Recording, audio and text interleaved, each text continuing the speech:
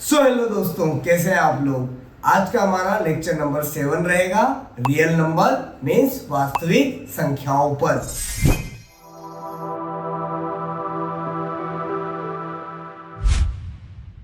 तो चलिए, आज का हमारा क्वेश्चन नंबर 7 क्या है हम लोग देख लेते हैं। ये देखिए आपकी स्क्रीन पर क्या लिखा है, check whether 6 to the power n, मतलब एक नंबर दे रखा है आप लोगों को, ये 6 और इसकी पावर दे रखी n है ना।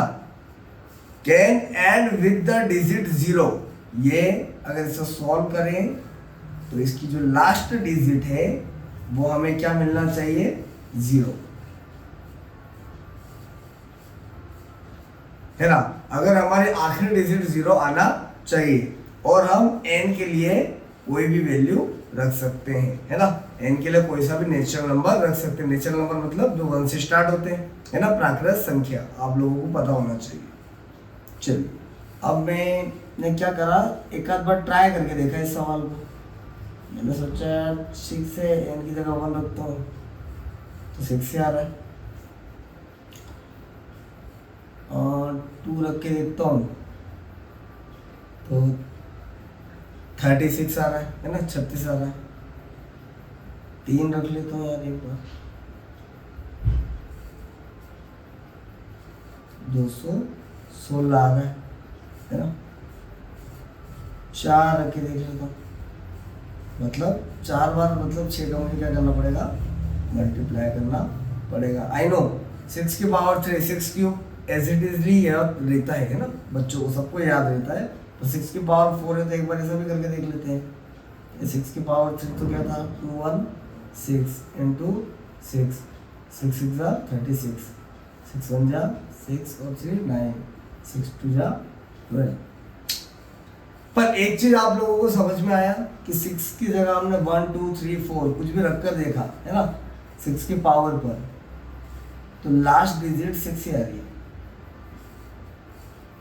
मतलब ये नंबर वैसे भी कभी भी, ये नंबर कभी भी 0 पर एंड नहीं हो सकता, है ना। आप n की वैल्यू कुछ भी रखकर देख लो, मतलब गड़बड़ बेटा n पर नहीं है, आप समझ रहे हैं ना, गड़बड़ n पर नहीं है। n की वैल्यू आप कुछ भी रख लो, है ना। गड़बड़ क्या है, इसके बेस में। कहाँ पर है, बेस में। हमें बेस से समझना पड़ेगा कि बेस के अंदर ऐसी क्या प्रॉब्लम है जिसके कारण हम n की वैल्यू कुछ भी रख लें तब भी ये 0 पर एंड नहीं हो सकती, है ना, 0 पर समाप्त नहीं हो सकती। ये देखिए,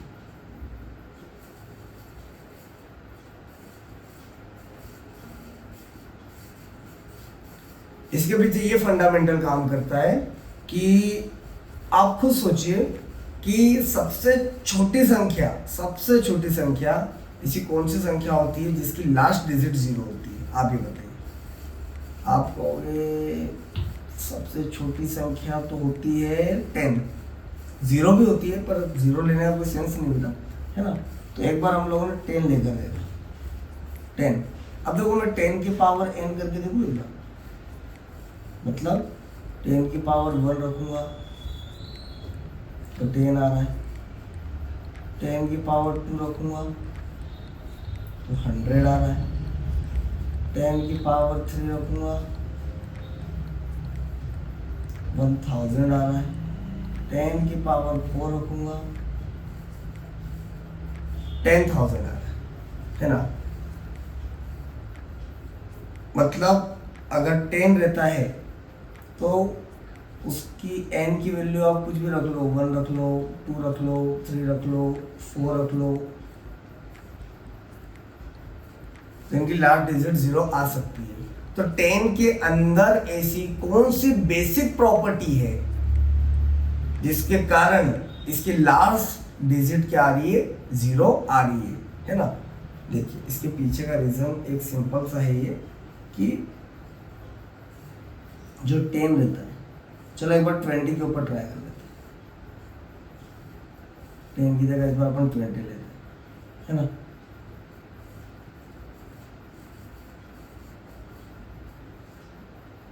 ट्वेंटी की पावर n 20 आ रहा है, 20 की पावर 2 400 आता है, 20 की पावर 3 8000 आता है। एक बार 30 के ऊपर ट्राई कर लेते हैं। 30 पावर 1 30 है, इसकी पावर 2 रखेंगे तो 900 है, इसकी पावर 3 रखेंगे तो 27,000 है। अब देखिए इन सब के भी लास्ट डिजिट क्या आ रही है, 0 आ रही है। तो इन 3 नंबर को हम लोग क्या कर लेते हैं, एक बार एनालिसिस कर लेते हैं। हम इन 3 नंबर का एनालिसिस कैसे करेंगे कि 10, 20 और 30, इन तीनों के बीच में ऐसी क्या कॉमन चीज है, ऐसी कौन सी चीज आ रही है जिसके कारण इन तीनों की लास्ट डिजिट 0 आ रही है ना। तो हम लोगों ने क्या करा, 10 का फैक्टर निकाला। 10 का फैक्टर निकाल के देख लिया एक बार, ये 2 के टेबल से और ये 5 के टेबल से। यहाँ पर आ रहा है 2 इंटू 5। एक बार हम लोगों ने 20 का भी निकाल के देख लिया।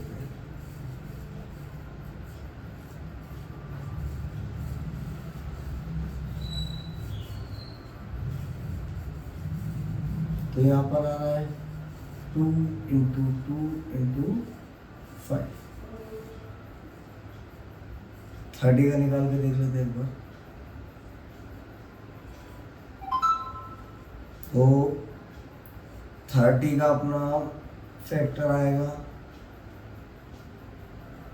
2 इंटू 3 इंटू 5। चलिए एक बार 40 का भी निकाल के देखते हैं। 40 का निकाल के देख लेते हैं 2 के टेबल से।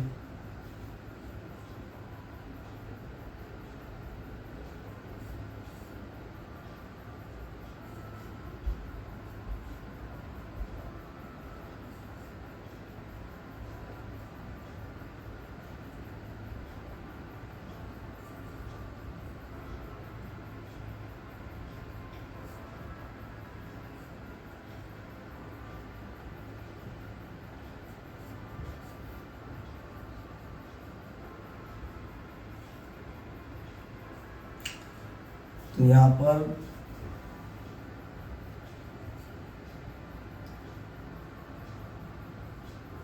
हम लोगों ने क्या करा, 40 का भी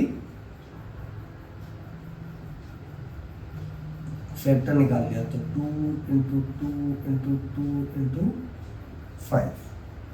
अब आप इन चारों नंबर के फैक्टर देखिए।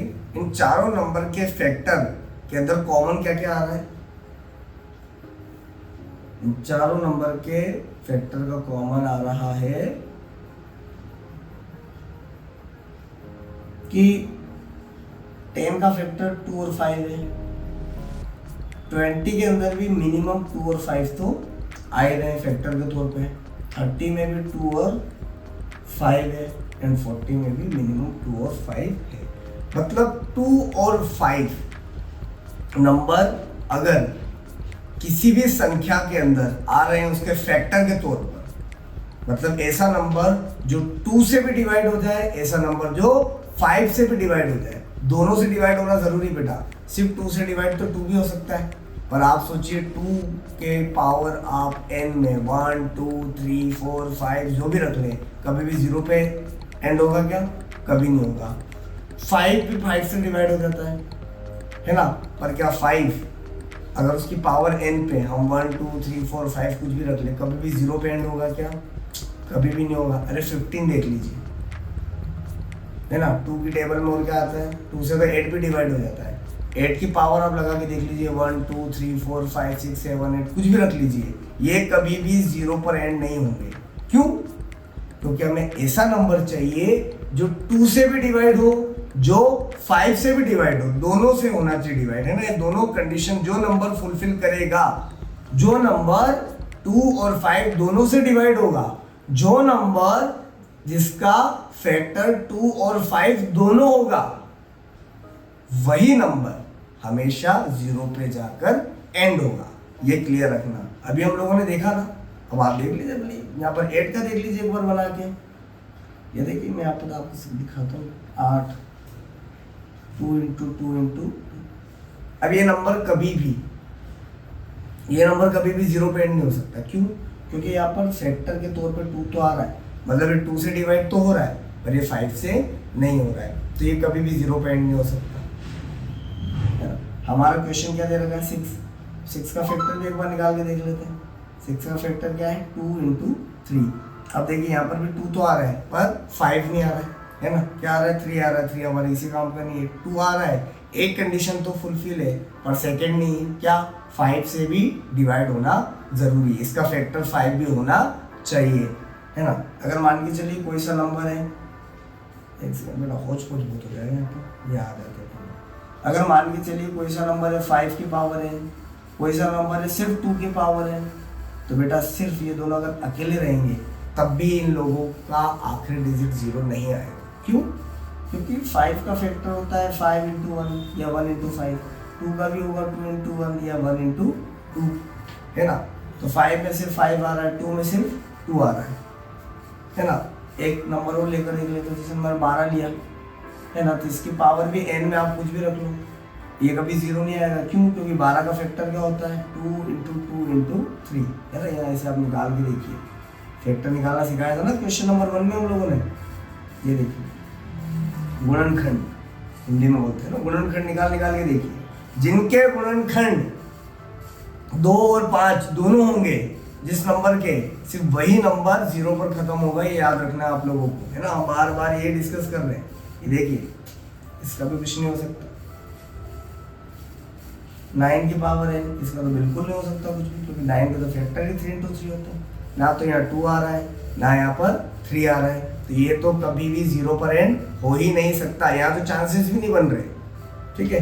बाकी जगह भी नहीं बन रहे, क्योंकि बाकी जगह भी एक चांस बनने से कुछ नहीं होता है। क्या होना जरूरी है? दोनों कंडीशनों को फुलफिल होना जरूरी है ना?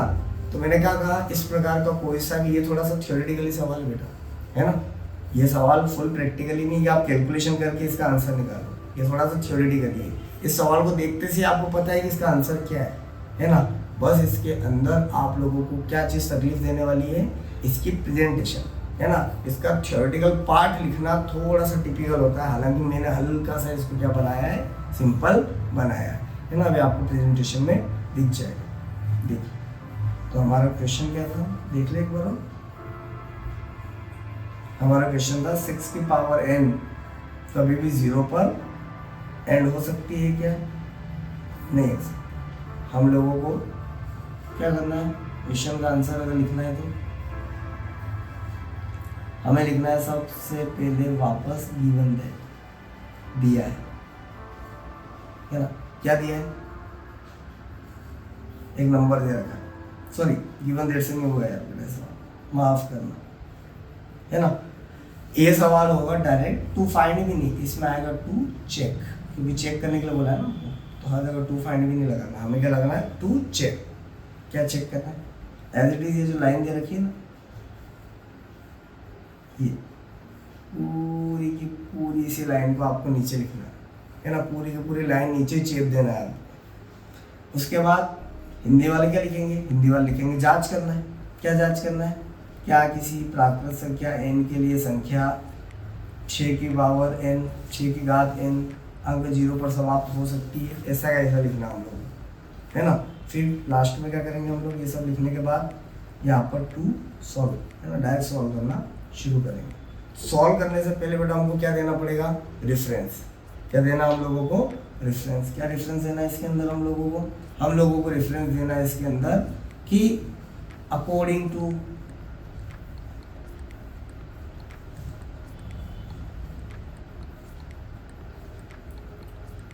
किसके according? Fundamental theorem of arithmetic, अंकगणित की आधारभूत प्रमेय, फंडामेंटल थ्योरम ऑफ अरिथमेटिक। इसके अकॉर्डिंग क्या बोला गया है कि किसी भी एक्सपोनेंशियल नंबर, मतलब किसी भी एक्सपोनेंट वाले नंबर कि बेस का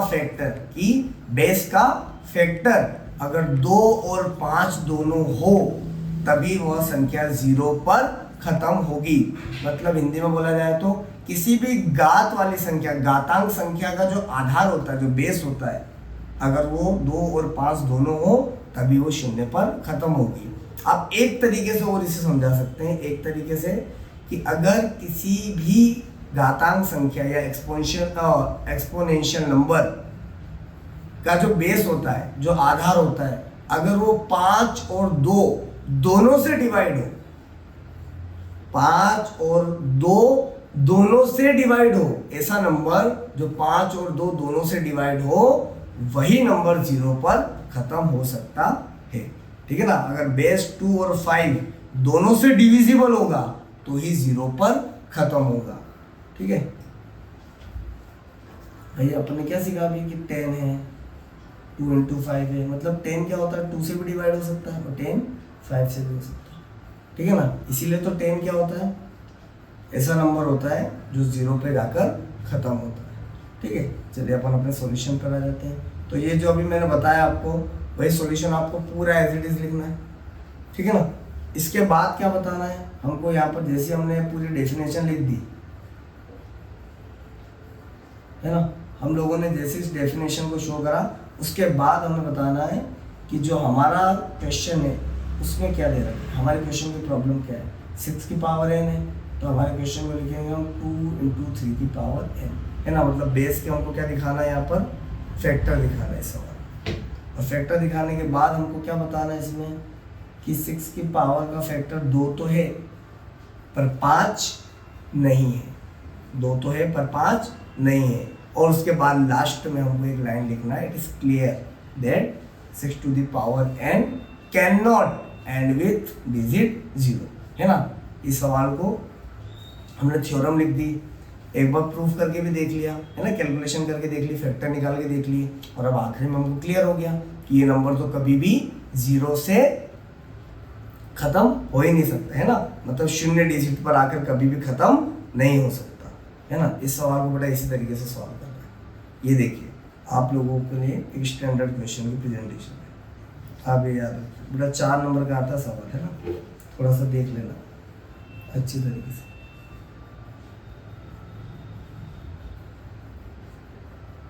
पर अभी के हिसाब से शायद ये सिर्फ 2 नंबर में भी पूछा जा सकता है, तो हम इसको वेटेज दे देते 2 से 3 मार्क्स। बाकी आपकी बोर्ड एग्जाम की ब्लूप्रिंट तो आएगी, है ना। हम आगे डिस्कस कर लेंगे इसको भी कि कितने मार्क्स में मिनिमम सवाल आ सकता है। अगर ये सवाल 2 नंबर में भी आ जाए तो बेटा कोई घाटे का सौदा नहीं है ना।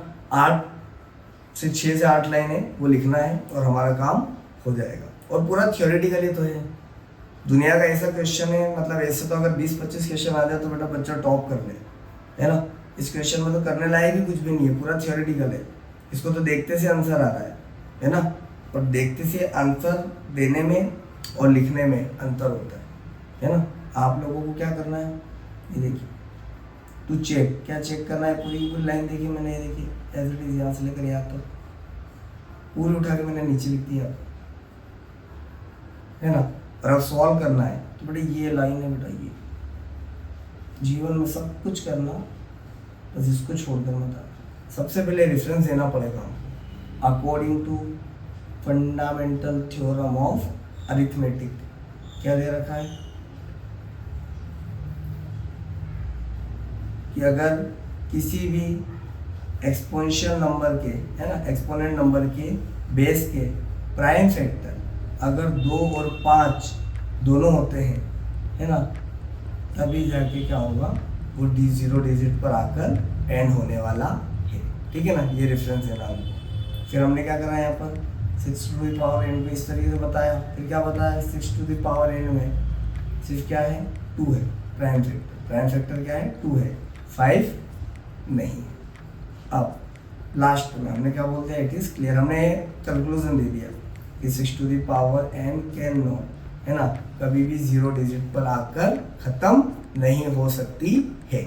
ठीक है, चलो आप लोग स्क्रीन को क्या कीजिए, पॉज कीजिए ऐसे नोट कर लीजिए अच्छी तरीके से। मैं थोड़ा क्या है ये हटा देता हूँ सर।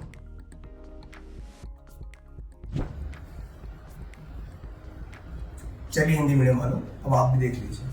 देखिए आपने क्या करना है, जांच करना है ना, ये जांच करना है। और एज इट इज ये देखिए क्या से लेकर मैंने याद कर पूरी लाइन खींच दी है। और फिर वही ये स्पेशल ये लाइन बस आपको लिख कर आना, बाकी चीज़ें तो आसान है। अंक गणित के आधारभूत प्रमेय, ये नाम मेंशन रखना है। क्या बोल रखा है, किसी भी घातांक संख्या का जो आधार रहता है उसका अभाज्य गुणनफल क्या होना चाहिए, 2 और 5 होना चाहिए। ये भी लिख सकते हो आपकी किसी भी घातांक संख्या का बेस अगर 2 और 5 दोनों से अगर डिवाइड हो, है ना, दोनों से विभाजित हो, इंग्लिश वाले क्या बोलेंगे, किसी भी एक्सपोनेंट नंबर का अगर बेस 2 और 5 दोनों से अगर डिविजिबल हो तो भी क्या कर सकता है, वो 0 पर एंड हो सकता है। 2 तरीके होते बेटा, है ना, हर टीचर 2 तरीके से पढ़ा सकते हैं इस चीज को। तो क्या आ रहा है यहाँ पर, 6 टू दी पावर क्या दे रखी है हमको, n। हमने इसको क्या रिप्रेजेंट करा, 2 into 3 to the power n। तो इसके अंदर हमको क्या दिख रहा है, 2 दिख रहा है ना, 5 नहीं दिख रहा है। तो हमने तो क्या बोला, तो 2 और 5 दोनों चाहिए। अब सिर्फ 2 है, 5 तो है नहीं, इसलिए क्या बोलेंगे हम लोग कि ये समाप्त नहीं हो सकती है 0 पर, है ना। हमने स्पष्ट कर दिया ये संख्या कभी भी 0 के ऊपर एंड नहीं हो सकती है। ठीक है, चलिए स्क्रीन को आप कीजिए पॉज।